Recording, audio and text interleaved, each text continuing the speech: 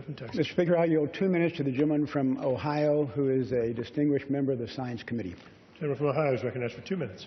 Thank you, Mr. Speaker, and thank you, Mr. Chairman, and all the work that the Dyslexia Caucus has done to advance this very, very important piece of legislation. And I rise in support of H.R. 3033, the Research Excellence and Advancements for Dyslexia, or the READ Act. This important legislation would require that the President's annual budget to Congress specifically fund the research in disabilities education program of the National Science Foundation. It would also require NSF to devote at least $5 million annually to dyslexia research.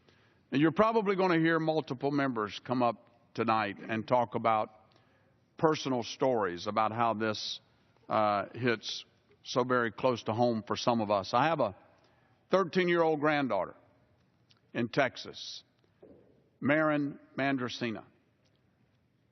I've watched over the years as she and her mother and her dad have struggled to help try and identify the problems that she has with learning.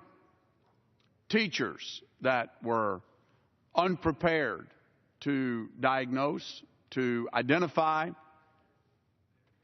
the symptoms of dyslexia. And even then, when tools and support, once she was diagnosed and identified, having those tools and support applied consistently from one school to another or from one teacher to another is still problematic. Today, Marin is a member of the National Honor Society because of the help that has been provided to her. But she still struggles. She's created a website on her own to draw attention to this important problem. And she's working hard to improve herself personally. I can't say enough about how proud I am of her and many others that are afflicted with this condition.